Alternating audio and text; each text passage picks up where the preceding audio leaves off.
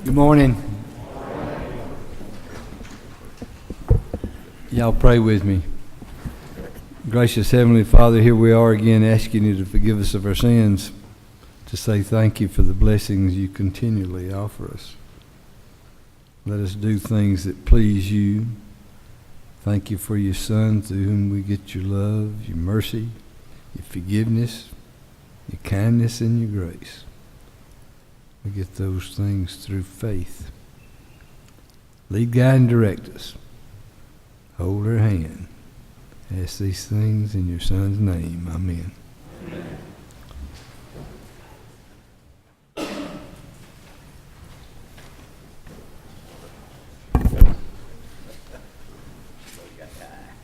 Ms. Carter.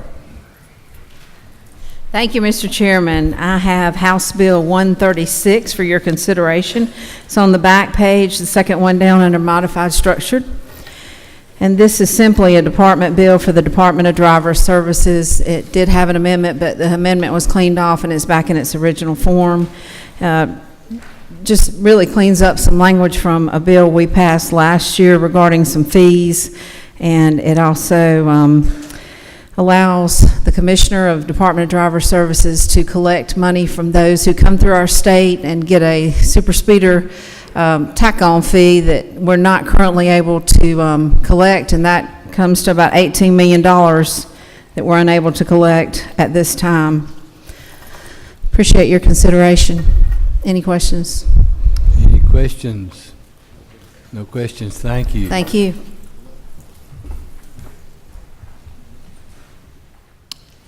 Mr. Maxwell. Mr. Chairman and ladies and gentlemen of the committee, I bring to you again House Bill 312, Employees Retirement System, allowing us to put a qualified Roth IRA in the Peach State Reserve Program for basically our GSEP employees, allowing them to put a little bit more money in retirement for their future, the tax qualified dollars. Ask for your favorable consideration, and I'll answer any questions, sir. No questions. Thank you. Thank you, sir. Mr. Epps. Thank you, Mr. Chairman. We bring to you this morning under structured rule House Bill 134, 4 precepts to this. Allows single county T-Splosh to fund state transportation projects as already allowed under a regular Splosh law. Permits more than one single county T-Splosh to be levied at the same time as long as the amount does not exceed 1%. Clarifies that a regional T-Splosh and a single county T-Splosh cannot be on the ballot at the same time. And lastly, this bill will allow cities to bond their T-Splosh projects. Be glad to answer any questions, sir. Mr. Fleming.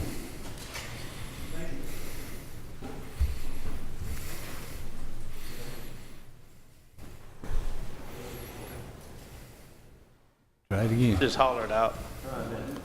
There we go. Thank you, Mr. Chairman. Mr. Chairman, I was trying to read through the bill as I was here this morning. Some of my counties are in an area where the T-Splosh was approved. And I work with some counties that are outside the T-Splosh area. One of those counties was preparing and has already made preparations to put their single county T-Splosh on the ballot this November. And as I read this, we're changing the rules under which we told them they had to play, and they'll no longer be able to do what they were planning to do. Does my question make sense? Yes, it does, but only if the region is considering a T-Splosh. Well, I don't know if they are or not, but as I read this, by our passing this bill and changing these rules, I guess they've contacted me with protest about it, and their point is, you told us these were the rules, we were playing by them, we were prepared to put ours on the ballot this fall, and I think we're fixing to change that where they can't, if, like you said, the region decides to do it.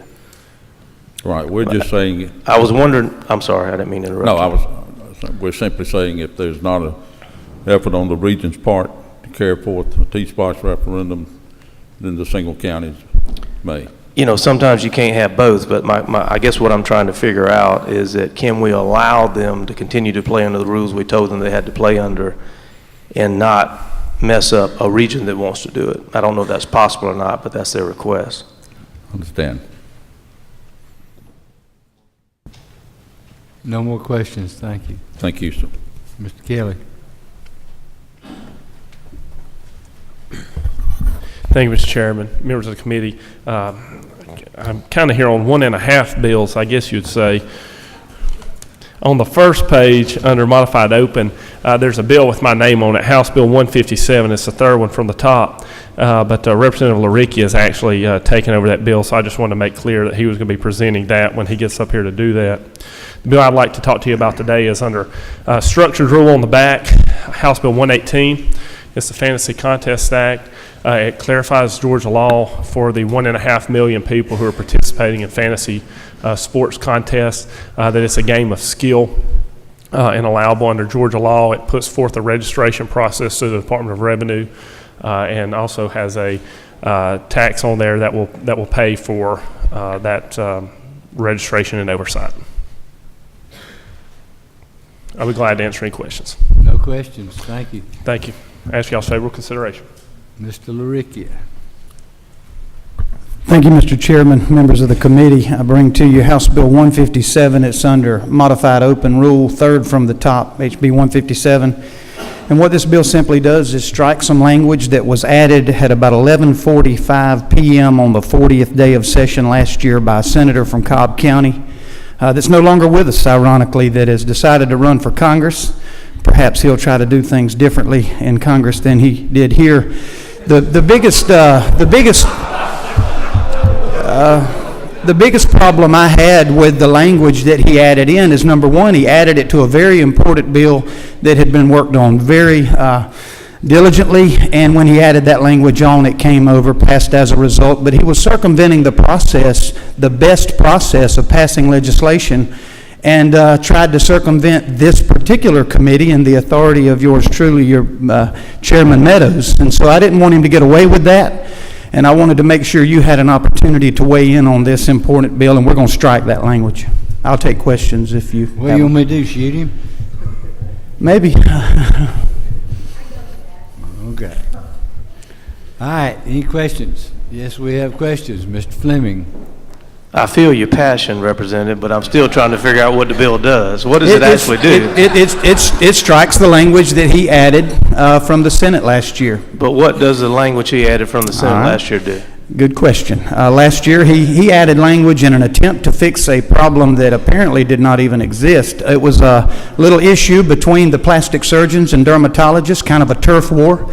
My caution all along last year was this is going to have consequences to rural Georgia for internal medicine doctors and emergency room doctors, for those rural hospitals to be able to advertise that their physicians are board certified. They had to be board certified under American Osteopathic Association or American Board of Medical Specialties. Number one, that's monopolistic. And number two, there are other very reputable, credible board certification agencies that need a seat at the table. Thank you. Thank you. Any questions? Appreciate your favorable consideration. Wait a second. Mr. Powell.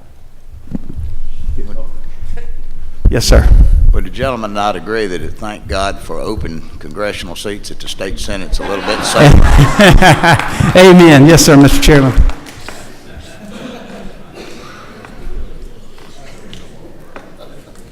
Mr. Burns. Oh, no. Who? Oh, I'm so sorry, Mr. Coomer. Thank you. Is it true that this bill, if it were passed, would shrink the size and scope of state government? Absolutely. Thank you. Strike that language. Thank you. Thank you. Mr. Reeves. Thank you, Mr. Chair. I'm going to try to avoid ever getting cross with Representative LaRicchia on anything. But I bring under modified structure House Bill 159. It's on the second page, 6 down from the top. This bill represents 18 months of work that's been fully vetted by the Judiciary Committee. This bill is a modernization of the Georgia Adoption Code. Any questions, please? You got questions.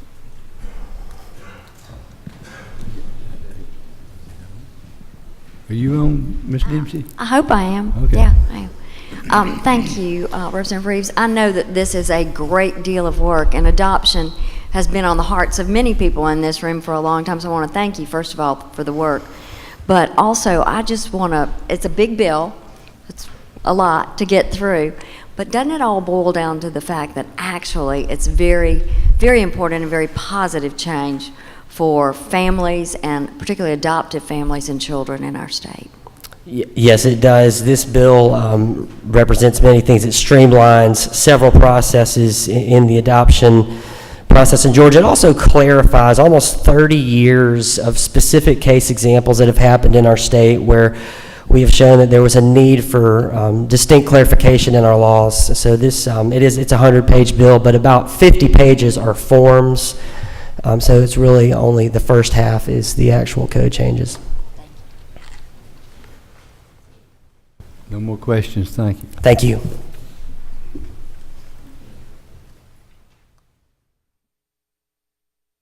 Mr. Cantrell. Thank you, Mr. Chairman. Members of the committee, I bring to you House Bill 246. It's in the middle of the modified open rules section. In an effort to combat the rising rate of childhood obesity, 8 years ago, our General Assembly passed legislation which became known as the SHAPE Act. Over the last 8 years, we've seen childhood obesity cease to rise and begin to decrease in our state. We've seen $57 million from federal and private foundations given to our schools in an effort to help in this effort. And it's been a good bill, but when the bill was written, it had in the abundance of caution, had a 10-year sunset on it. And all my bill does is to remove the sunset from that bill to make it a permanent statute. This bill is supported by our agencies. The Department of Public Health, the Governor's Office supports it. Department of Education is supportive of this bill, and it came out of Education Committee unanimously.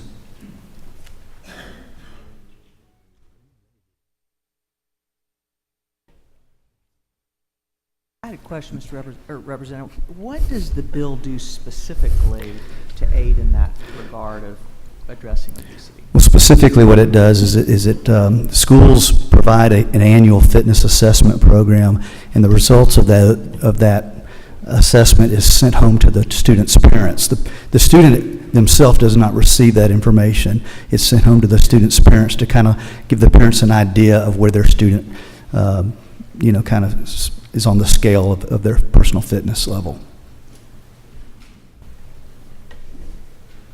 No more questions, thank you. Thank you. Mr. Strickland.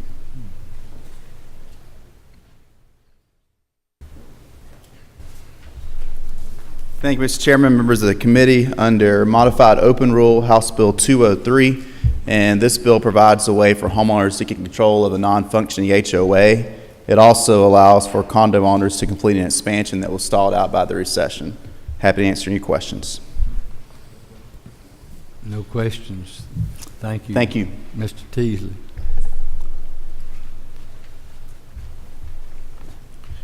Thank you, Mr. Chairman, members of the committee. Come before you and ask for House Bill 197. It's under modified open. I think it's the fifth or sixth one down. What this would do is require that third-party deed solicitations put at the top a disclaimer that says this is not an official government document. This is a solicitation. No questions, thank you. Thank you. Mr. Collins. Thank you, Mr. Chairman. I bring to you House Bill 149 on the back page under modified structure, the fourth one down. Again, this is just a very small, simple bill that provides for the comprehensive oversight of those companies that provide trauma cleanup. It's just protecting the families of Georgia who have experienced a tragic loss. Ask for your favorable consideration of this bill. No questions, thank you. Mr. Carson. Thank you, Mr. Chairman, members of the committee. Page 2 on the bottom, under structured rule, House Bill 145.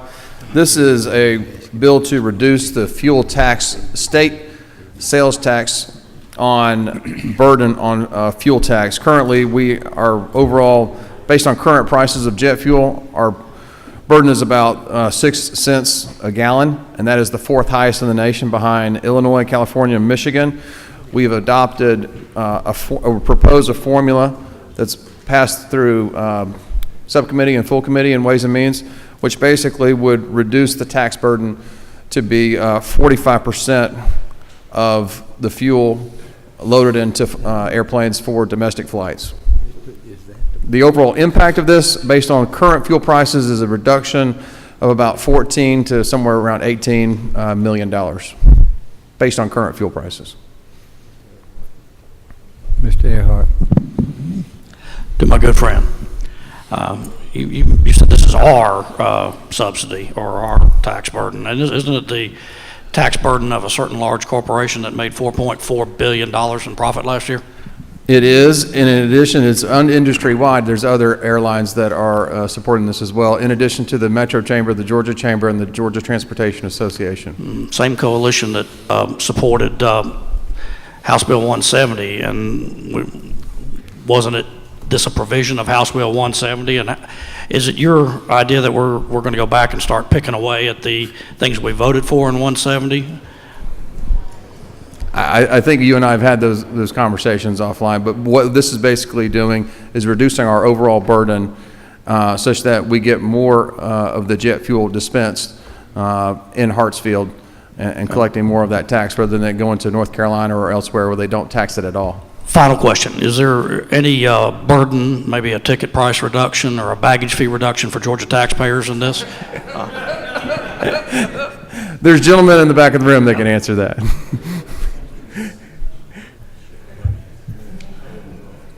Mr. Knight. Thank you, Mr. Chairman.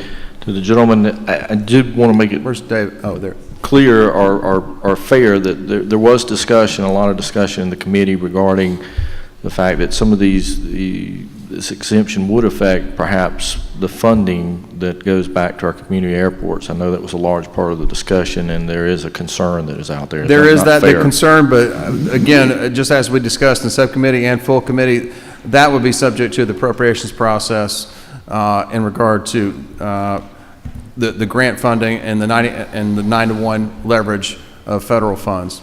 But isn't it true if we have less money?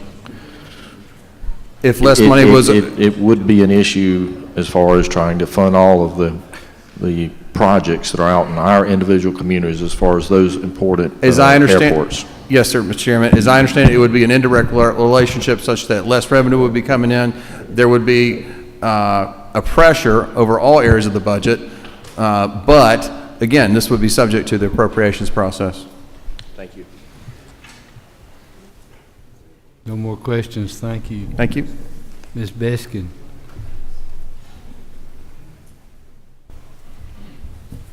Good morning, Mr. Chairman and members of the committee. Today I bring you House Bill 305 on the back page under modified structure.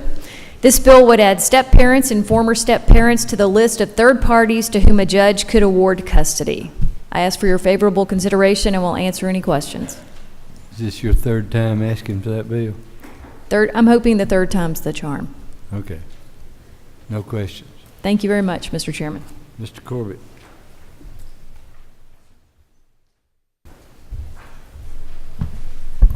Thank you, Mr. Chairman, members of the committee.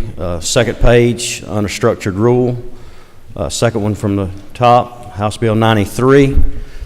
Basically what House Bill 93 does is just puts in code the qualifications that a manufacturer must meet to be a direct pay vendor or direct pay payer on their sales tax. And it also puts in code when they can receive interest on overpayment and when they would forfeit that. And on the question I had yesterday, if it was an error on the department's fault that caused the overpayment, would they forfeit that? And it would not cause them to forfeit if it was an error on the department's fault. And I'd ask for your favorable consideration of House Bill 93. No questions. Thank you. Thank you. Mr. Elstration. Thank you, Mr. Chairman, members of the committee. I have several bills on your calendar, Mr. Chairman. The first I'll mention is first time requesting under structured rule HB 265. This bill would allow for 24 months rather than 12 months for companies to reach 50 employees as part of the quality jobs tax credit. Would also allow for companies to bring new operation centers to Georgia if the tax credit's already been utilized, and does several other things. Be happy to answer any questions about that, Bill. No questions. Thank you, Mr. Chairman. The next bill is just above it, House Bill 264. It would allow the Georgia Wool Congress Center Authority to raise revenue bonds in order to meet their needs to remain competitive nationally. Would appreciate your favorable consideration. Mr. Williams. Thank you. Just a quick question. Yes, sir. My seatmate. Will this open the door for any of the authorities to bypass the legislature for their approval? So, no, sir. So the current statute provides the Georgia World Congress Center with a certain authority to raise revenue bonds that are not part of our appropriations. That's something that the authority takes on, and the state of Georgia is not responsible for those revenue bonds. Thank you. Yes, sir. Mr. Powell. Can you tell me what's the current limit to the bonded debt? It's 200 million, so the bill just changes it from 200 to 400. No more on that one. You want to do the others? Yes, sir. The other two bills are, the first one is on page 1 at the bottom under modified structured HB 121. This bill would allow Georgia to have consistent law regarding trusts. It's been considered and approved by the fiduciary section of the Georgia Bar, and would ensure that another procedure called decanting, where a second trust is established from a first trust, is authorized. No questions? Go. Thank you. The next one is just after that on top of the second page, HB 122. This would allow Georgia to have a consistent rule against perpetuities, as we've seen in other parts of the country, particularly the Southeast. No questions. Thank you. All right, thank you. Ms. Price.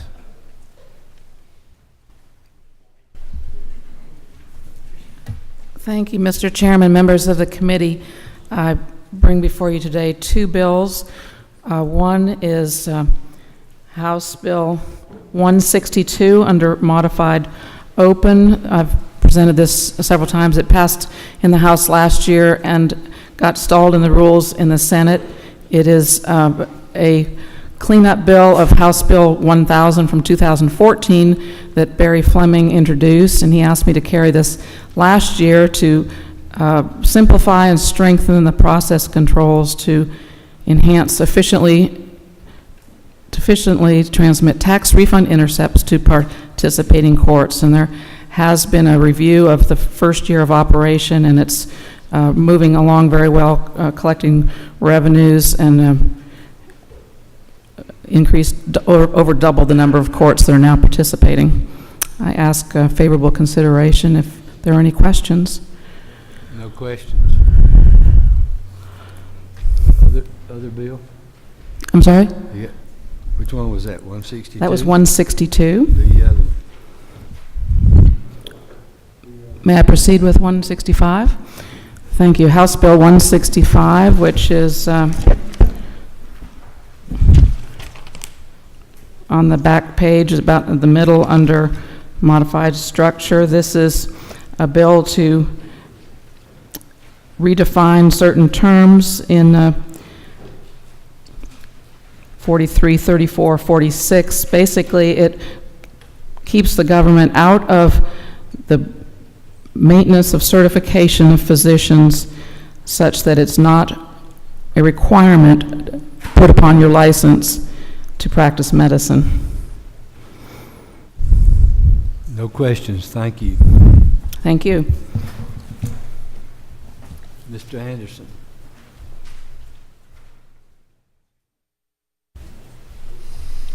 Mr. Chairman, I come in front of you today for the third time with Senate Bill 78. You might have to come more than three. This is a bill that the Department of Ag, our Ag Commissioners requested and would would greatly appreciate your favorable consideration. Ms. Abrams. Thank you, Mr. Chairman.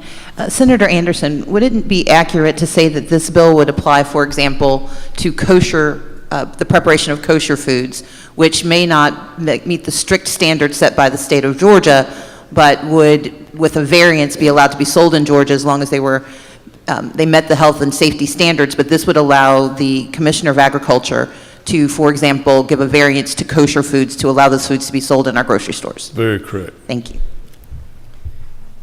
Ms. Abrams, you should have come up here and presented the bill.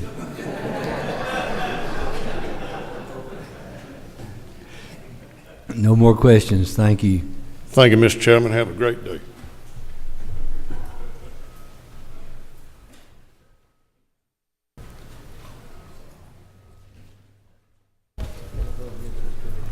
I wouldn't suggest it. Mr. Chairman, can I proceed? Mr. Meadows, had I seen you there earlier, I would have called you first. Please do. I thought I'd see what it felt like to be over here, and y'all are welcome to it. Feels pretty good to be where I am. Yeah, well.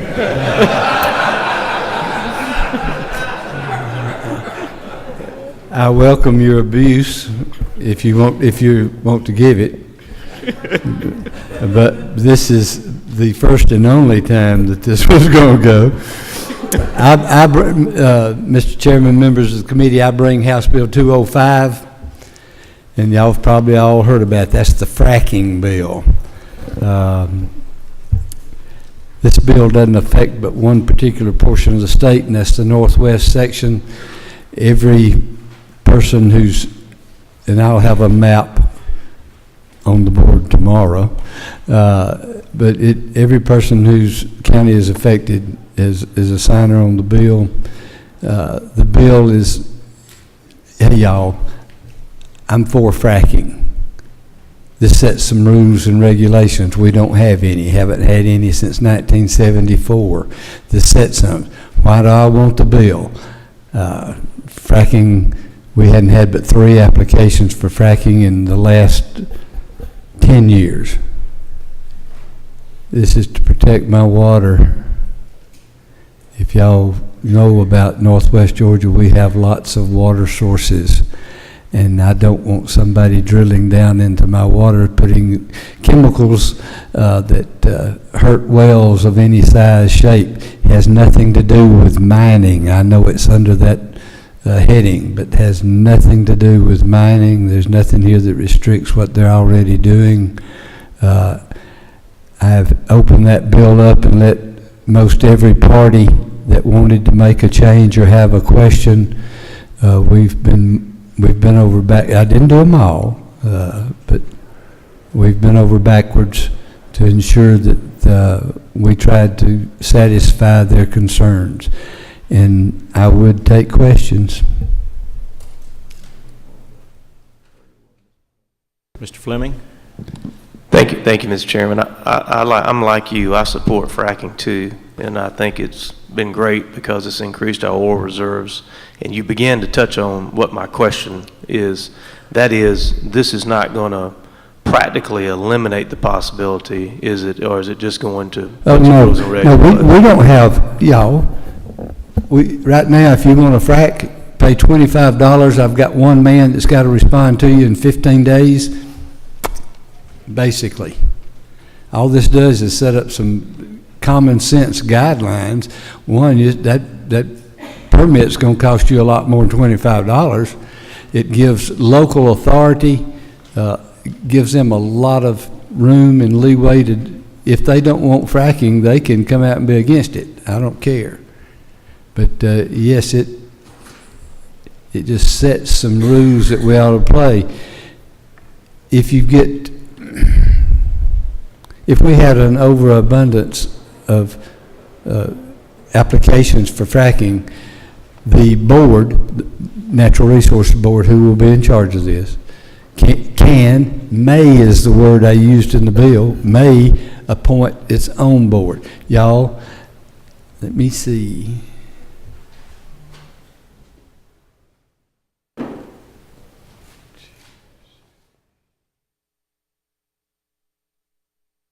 5 of you will be alive before we ever get there. 6. No.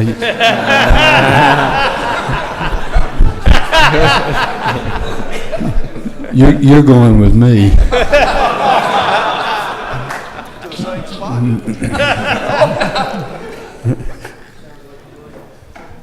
Any other questions? Mr. Powell. Be careful. To the gentleman in the well, is it not true that in my 28 years, this has got to be the best bill that's ever been put in? You know, I thought you all might think that. Is it not also true that if it was permissible, I'd move for unanimous consent? It ain't permissible. I'm gonna do that to myself. No more questions. Thank you. Boy, that's a good bill. Does he have to come back 3 times?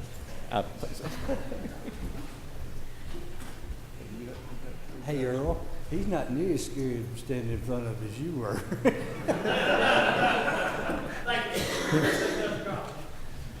Yeah, my fanny sweated every time I came in here with Earl. Okay. You've become fluffy, Earl. All right. Members with bills. Ms. Cooper.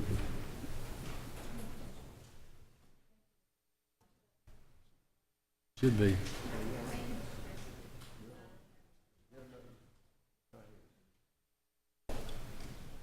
You got it? Thank you, Mr. Chairman. On the second page, almost to the end of modified structures, House Bill 360. This is expedited partner therapy for patients with venereal disease. It's the one that Representative Jaspers carried last time. He was gracious enough, or maybe wanted to get rid of it, and is having me carry it this time.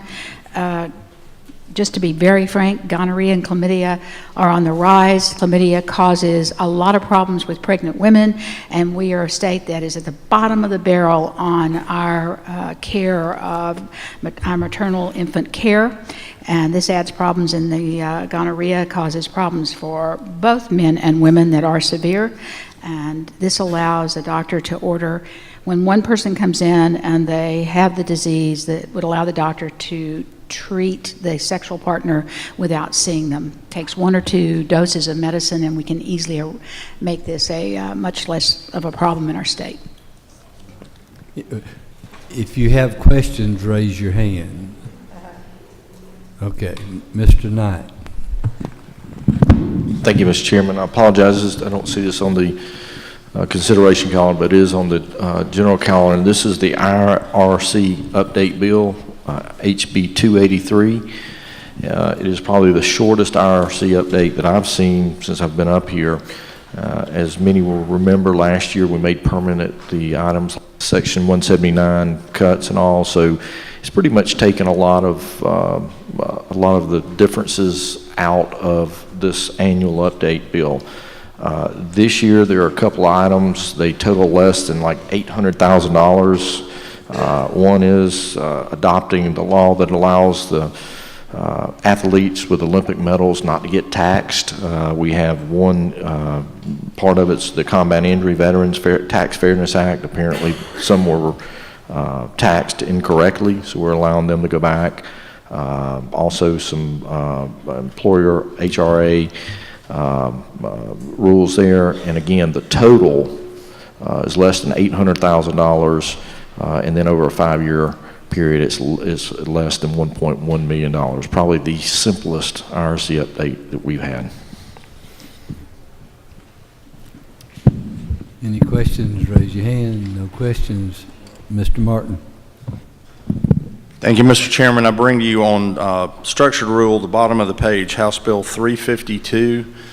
This bill just simply seeks in line 15 to exempt low-speed vehicles from those that pay the $200 fee. A low-speed vehicle is defined in Georgia Code in Section 40, or Title 40-1-1, as a vehicle that goes more than 20 miles an hour and less than 25 on a paved level surface. But basically, Mr. Chairman, these are glorified golf carts and such that, but they are required to have a tag. When they go get a tag now, it costs them $200. Many people drive these on the road for less than 10 to 20 miles a year. On line 16, out of an abundance of caution, we've included electric powered personal transportation vehicles. They currently don't even pay the fee, but if at some point in the future they have to get a tag, we wanted to go ahead and make sure that we did not charge them the fee. I don't believe that was the intent when the fee was put in place in House Bill 170. These folks just got caught with some legalese in our code section. I ask the committee's favorable consideration to move that forward. Any question, raise a hand. No question. Mr. Earhart. Yes, sir, Mr. Chairman. In an effort to demonstrate I'm no longer the scary rules chairman, I'm doing a puppy bill here. I brought 3 of my friends, pictures of them who support me in this. I'll be glad to share that with anyone. This is House Bill 144 on the back page under modified structure. It's Georgia Retail Pet Protection Act. It's consumer protections for the many Georgians who love their dogs and cats and love animals and need some protection. The industry is self-regulated. It's also a free market proposition that legally constituted and federally regulated businesses are allowed to do business in this state. I also have an amendment, Mr. Chairman, that's on your desk that addresses several issues that we've worked through with all the interested parties. Well, why don't we do the amendment so we can have it out there for everybody? Okay. Mr. Chairman, the amendment is AM 40-0181. It's on your desk there. It's first thing it does is adds criteria for the high volume dealers, makes it clear it's 60 or more. Change number 2 in the amendment, very important. It says there was some question about puppy mills and how these retailers could buy dogs from puppy mills. This makes it extremely clear that you have to have a USDA inspection report from these suppliers, and believe me, the USDA does not inspect or certify puppy mills before you can buy it. So that, but very clear there. Third change the amendment does is extends the time from 10 to 14 days that you can return a pet. Change number 4 clarifies that the consumer remedies are not linked to the price of the dog or in case of a misrepresentation. And number 5, it clarifies clearly that this does not preempt any zoning or animal control ordinances. And ladies and gentlemen, the ACCG and the GMA are neutral on this and in support of the amendment. Okay. Any questions of Mr. Earhart on the amendment? All right, let me get the amendment out of the way. Mr. Earhart, do you move on the amendment? Move. You hear a second? All those in favor of the amendment signify by aye. Aye. Any opposed? All right, get that out of the way. Mr. Fleming. Thank you, Mr. Chairman. House Bill 264 on the second page under structured. This is Mr. Estration's bill about the Georgia World Congress Center. I normally don't ask to put my name beside bills, but I did want to clarify one thing. As I understand that piece of legislation, we some 30 years ago as a legislature, in my opinion, did something that's been successful for Georgia and our capital city, and that's allowing the Georgia World Congress Center to bond and build the Georgia Dome.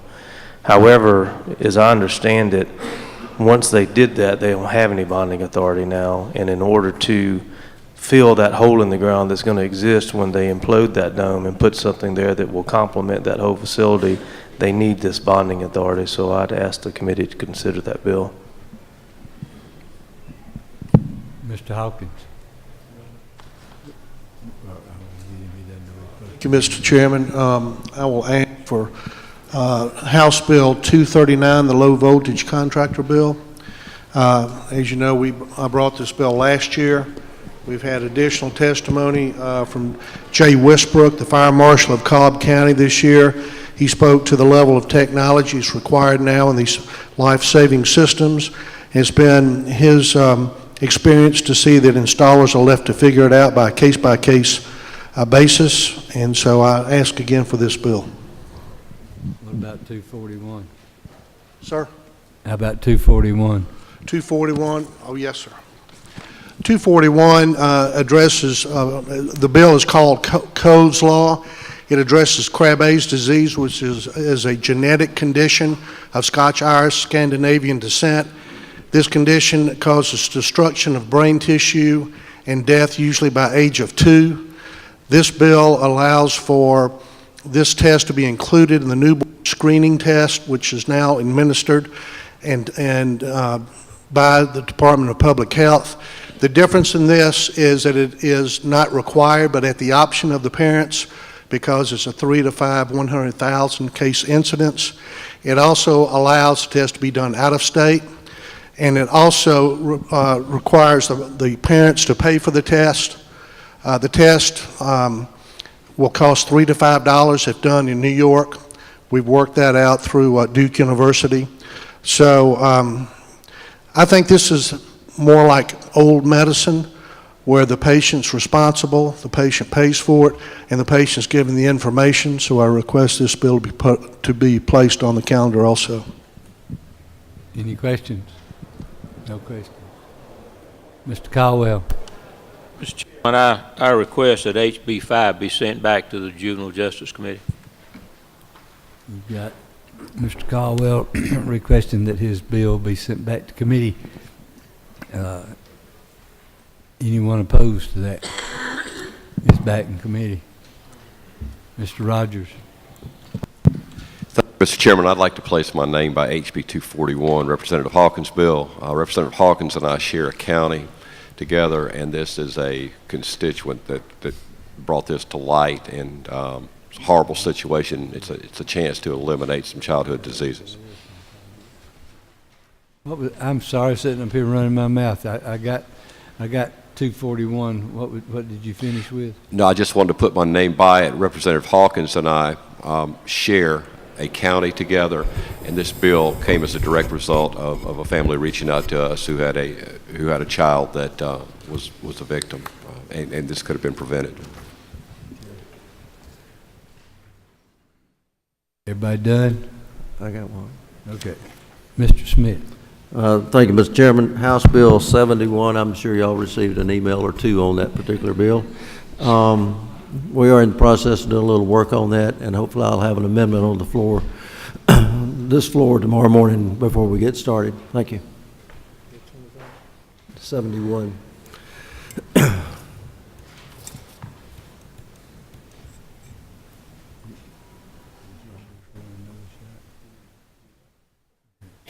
All right. We're going to set it. This is setting for, what's today? Wednesday? Well, this is Thursday. Under modified structure, HB 205. Move. Is that unanimous? Okay, it's on. Under modified structure, HB 153.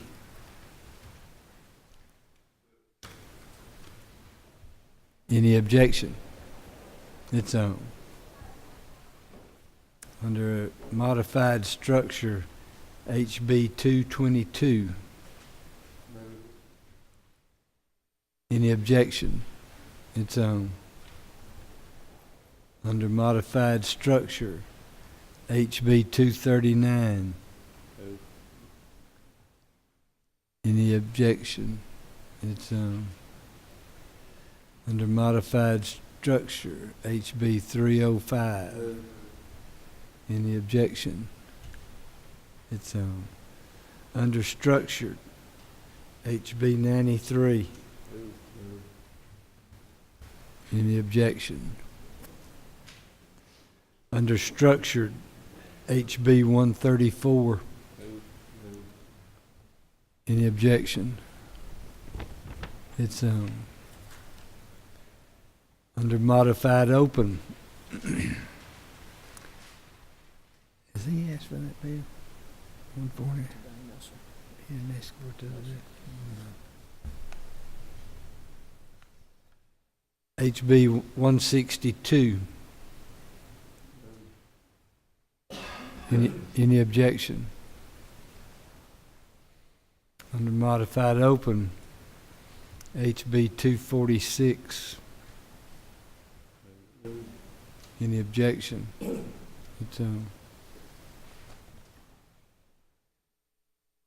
That's it.